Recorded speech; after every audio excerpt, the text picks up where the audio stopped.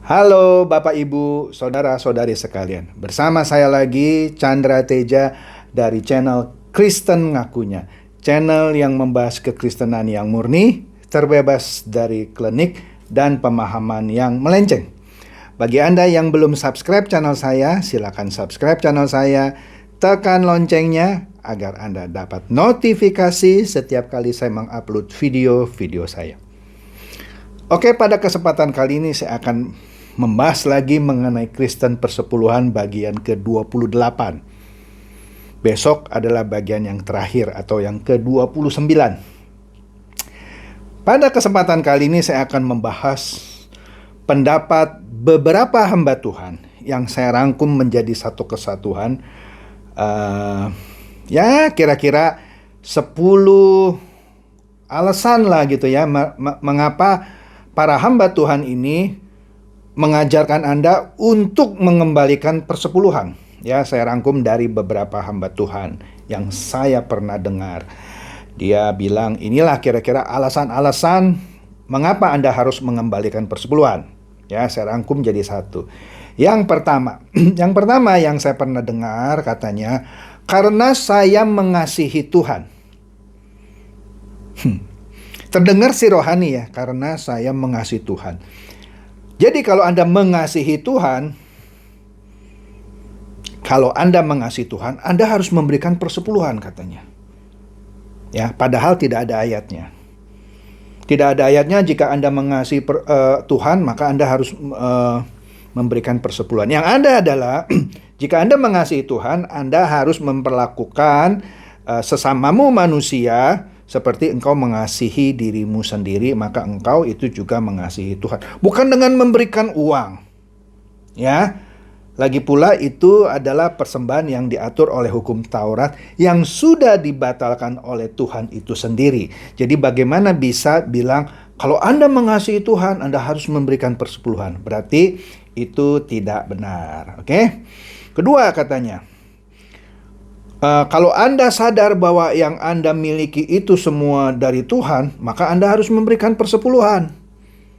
Tidak ada juga ayatnya.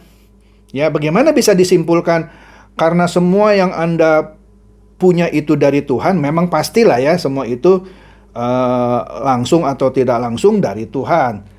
Tapi bukan gara-gara itu Anda harus mengembalikan persepuluhan. Persepuluhan itu diatur kok oleh hukum Taurat dan terperinci. Ya, jadi kalau Anda dengar hamba Tuhan yang mengatakan gitu, boleh ditanya, di mana Pak ayatnya yang mengatakan karena semua milik saya itu dari Tuhan, maka saya harus mengembalikan persepuluhan? Nggak ada, itu cuman pengertian dia aja pribadi. Oke, 3, Anda harus mengerti katanya, bahwa dari yang Anda terima, ya, itu bukan milik Anda semua. Yang milik Anda cuma 90, yang 10% milik Tuhan. Gitu kita katanya, 10% itu milik Tuhan. Nah, kalau ketemu hamba Tuhan seperti ini, mohon maaf ya, saya juga hamba Tuhan. Ya. Coba bisa ditanya sama dia, Bapak dulu kuliah teologinya di mana, Pak? Karena 10% itu adalah milik siapa?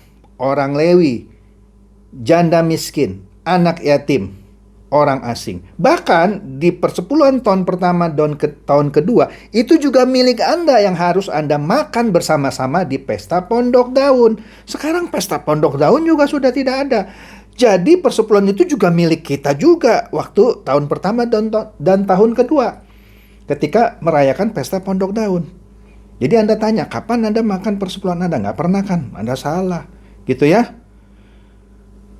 Yang keempat katanya, jangan lupa persepuluhan itu perintah Tuhan. Ya betul, perintah Tuhan. Tapi kepada siapa? Bukan kepada saya, bukan kepada kita, umat perjanjian baru, kepada orang Yahudi yang terikat hukum Taurat. Sederhana kan? Ya. Kelima, Anda tahu nggak? Persembahan persepuluhan itu katanya tanggung jawab kita untuk memelihara pekerjaan Tuhan di bumi supaya gereja dapat menjalankan misi Tuhan. Nggak ada. Ayatnya itu nggak ada. Betul, pada waktu perjanjian lama, persepuluhan itu harus diberikan kepada orang Lewi yang sama sekali tidak bekerja, sehingga mereka boleh mendapatkan makanan. Tapi sekarang di gereja modern sudah ada kolekte. Kecuali seluruh gereja di dunia kompak narik persepuluhan. Kok ada gereja yang tidak narik persepuluhan, gedung gerejanya lebih mewah? Saya harus acungkan jempol dalam hal ini kepada gereja Katolik yang tidak menarik persepuluhan tapi gerejanya besar. Kok bisa? Berarti jemaatnya nggak pelit dong. Tidak harus ditakuti dengan persembahan persepuluhan bisa bikin gereja besar. Jadi salah ya kalau dia bilang tanggung jawab kita untuk memelihara pekerjaan Tuhan dengan memberikan persepuluhan. Tidak. Lagi pula kan sudah saya terangkan berkali-kali, persepuluhan itu adalah persembahan yang harus dilakukan pada zaman Taurat. Oke, sekarang ada kolekte, ada persembahan sukarela. Anda kaya sekali. Mungkin Anda nggak hitung-hitungan 10%. Ya udah nih, saya kasih 50% dari rezeki saya. Boleh saja, ya. Jadi jangan bilang persepuluhan itu untuk memelihara pekerjaan Tuhan. Oke. Kemudian supaya Anda tidak serakah dan rakus, maka Anda harus memberikan 10% atau persepuluhan itu. Ya. Supaya Anda jangan serakah dan rakus. Mohon maaf ya, rasanya bukan karena si jemaat tidak memberikan 10% dia tuh serakah atau rakus. Kalau memang dia tidak mampu bagaimana? Ya kan? Malah jangan-jangan yang menganjurkan itu yang serakah dan rakus. Karena dia sudah dapat kolektor banyak, masih minta persepuluhan. Anda ngerti kan maksud saya ya? Saya nggak nundul loh, cuman menunjukkan. Oke? Kemudian katanya yang ketujuh, Anda harus memberikan persepuluhan, ya, supaya Anda tidak menjadi hamba uang.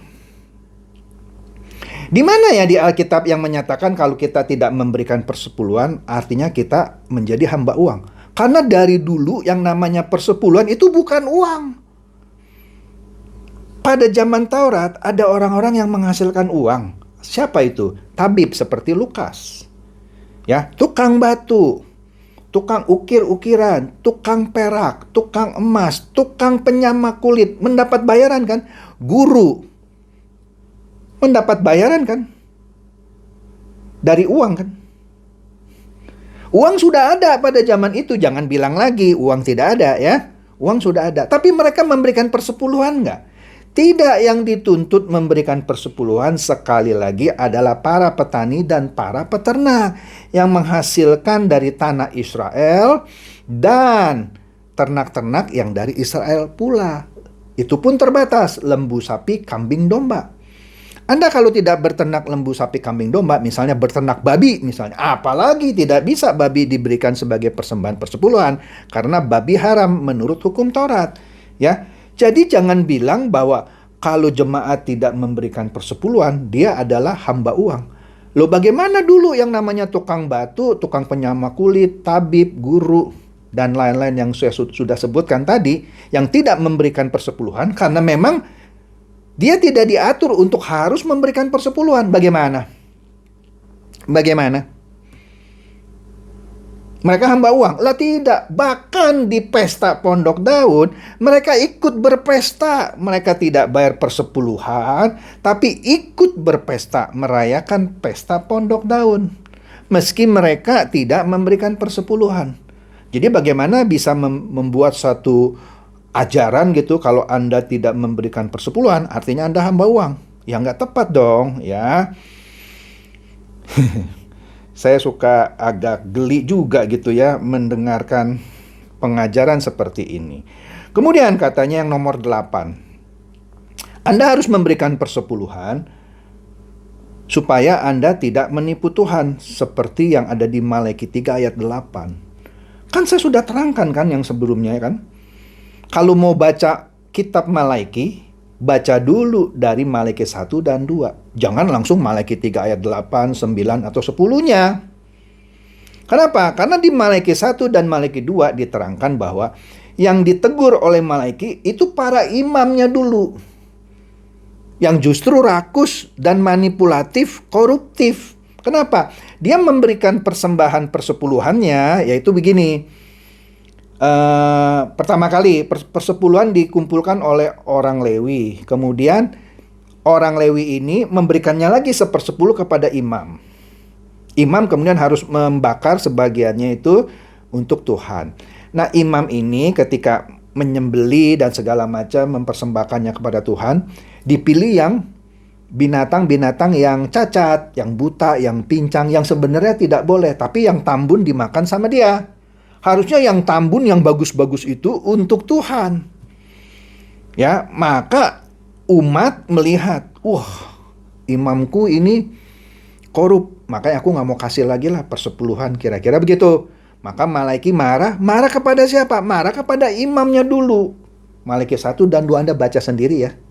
Pasti Alkitab kita sama. Baru di Malaki 3, baru dimarahi itu para umat. Kamu menipu Tuhan ya, karena kamu tidak memberikan persepuluhan. Betul, ada ayat itu.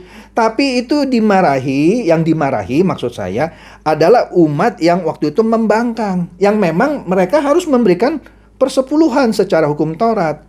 Mereka membangkang kenapa? Karena imamnya korup, memberikan binatang yang cacat.